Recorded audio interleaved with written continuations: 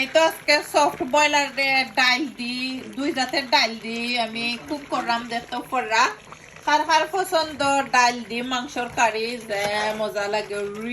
really tasty কিন্তু যারা try করছেন না ট্রাই করেন যেন ডাল দি মাংসর কারি আর যারা ট্রাই করছেন তারা তো জানেন আর একটার মধ্যে আমি খেতে খেতে আট হরাম দেখোকা আরো লগেতা হোকা দেখতে পারবা এখানের মধ্যে এলো লেমন 3 পিস দিলাম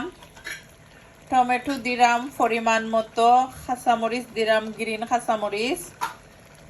আর রেড কাঁচামরিচ দিলাম নাগা দিছি তো পরিমাণ মতো সবটাও দিলাম মরিচ টরিচ লাগাইয়া তো যারা বালা ফাইন 1 পিস কি 2 পিস নাগা দিবা যে নাইস ফ্লেভার আইব